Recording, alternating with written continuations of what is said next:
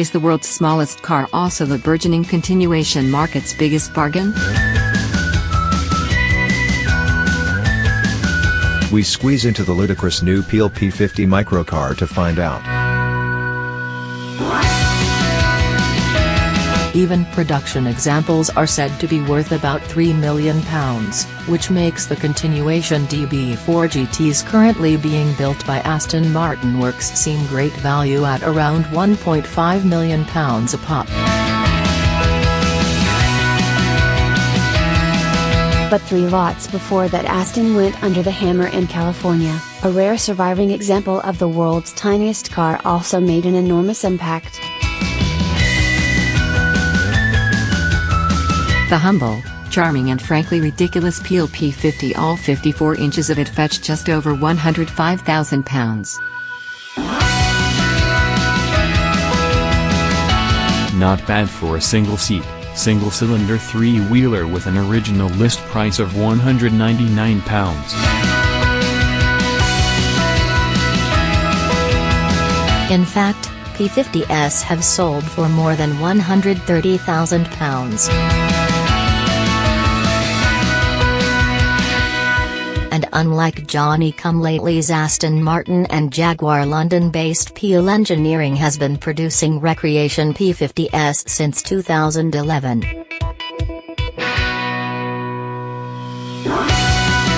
Starting at £13,679, 1/10 of what an original might cost now, the new P50 is arguably the raging bargain of the burgeoning continuation industry. Such a class-leading car mustn't escape the autocar treatment, but, before we drive one, a bit of history. From its harbourside base in the town of Peel on the Isle of Man, the Peel Engineering Company was a GRP specialist producing boats and motorcycle fairings designed for the likes of Nortons and BMWs. Dreamed up by the company's founder, Cyril Cannell, the P50 was designed as a 40 mph city car for one person, and was unveiled at the 1962 Earl's Court Motor Show with one wheel at the front and 2 at the rear. The layout was soon switched, and with a 49cc 2-stroke Swird Union/DKW engine driving the rear wheel via a 3-speed manual gearbox, the production model was launched in 1963.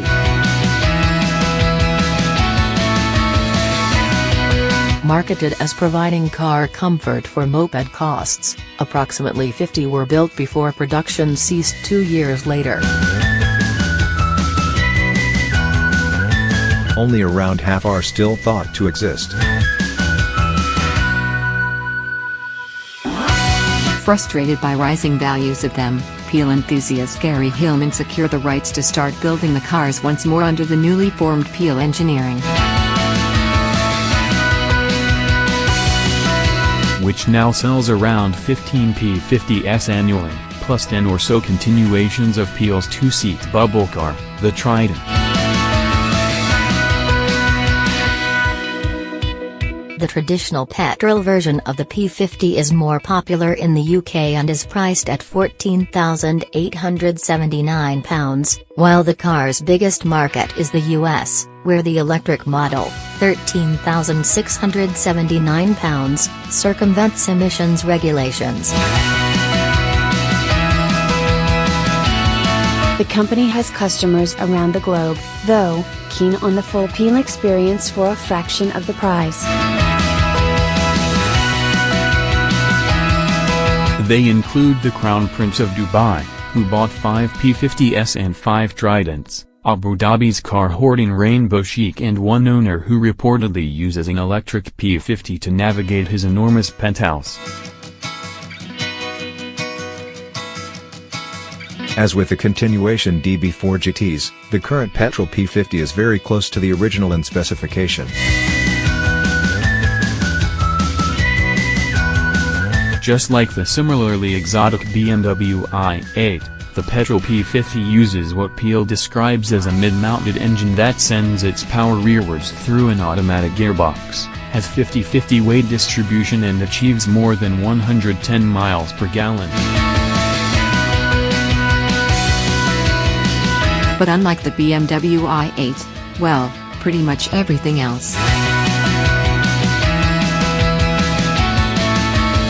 The one-bought, air-cooled Honda 4-stroke motorcycle engine is actually sighted below the driver and makes a full 4.8 bhp at 10,000 revolutions per minute, delivered to the rear wheel via a CVT and chain drive. Improving on the original, it comes with the luxury of a reverse gear.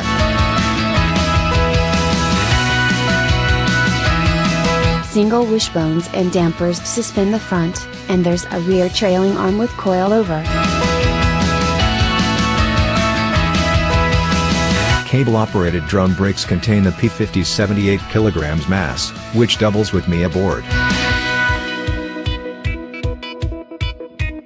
Top speed is 28 miles per hour. The Diddy, one-piece GRP body is almost as tall as its 1,371 mm length and barely a meter wide. Entry via the single door for my 1.9 meters frame is a mystery until I'm told to reverse park myself, then contort each leg into position. Buckled up on what looks like a legless dining chair, I feel like I'm wearing the car more than occupying it.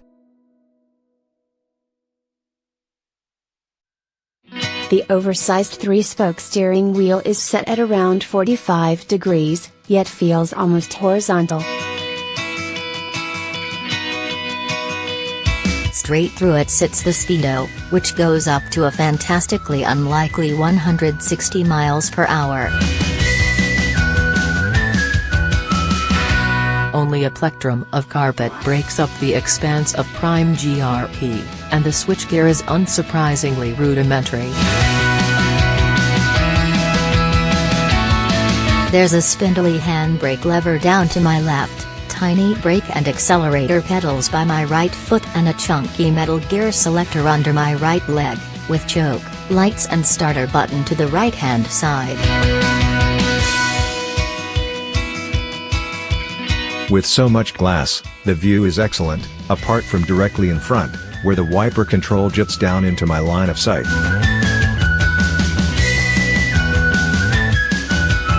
A rear view mirror would leave me staring back at myself, so there isn't one, but the chromed exterior mirrors, poking up like antennae, give a good view behind.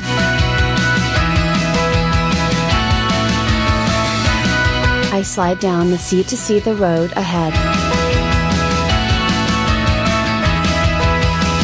Pushing the starter button sends the P50 into a loud, quaking fit that passes through me at every contact point as the noise of the thudding single-cylinder echoes around the cabin.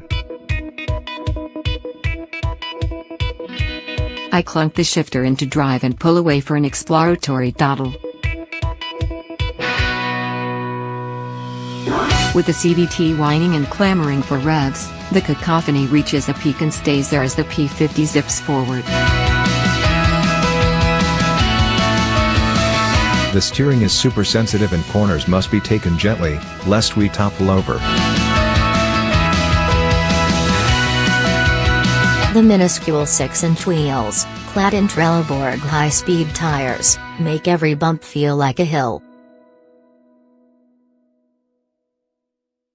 Take a pothole on one side and the whole car cants over, foolishly try to nutmeg it instead and you're quickly reminded of the rear wheel's central position, so it's best to steer around them.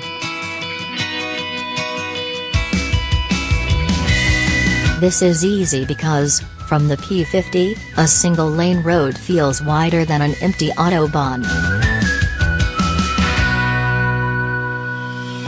Stability becomes an issue at 20 miles per hour, so that's our de facto top speed. With photographer Will Williams leading, we venture onto a Shropshire road, where I suddenly feel like a sprat crossing a major shipping lane.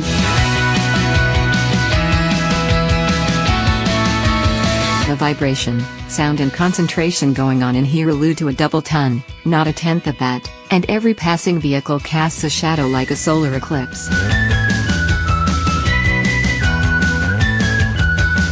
Williams takes an unexpected turning and I stamp on the brakes. Not much happens, so I stamp harder, and eventually the P50 pulls up. Crashing from 20 miles per hour in a straight line would certainly have formed a career lowlight.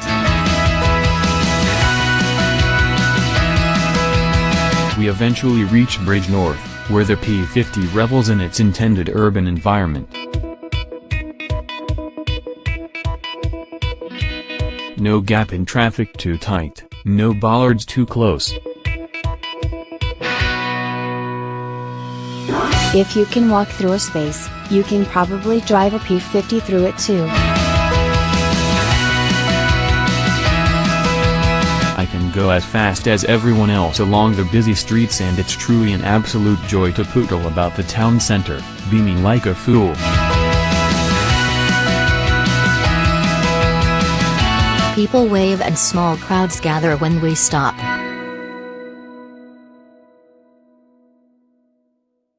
An intrigued butcher lends us a large steak and kidney pie with which to test the load space behind the seat.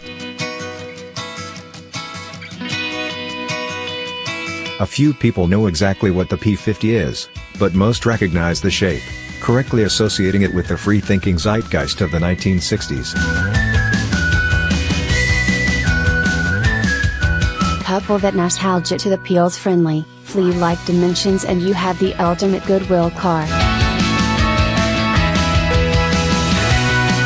The Peel P50 is not a 15 grand mobility scooter, it's a 4.8 bhp happiness generator.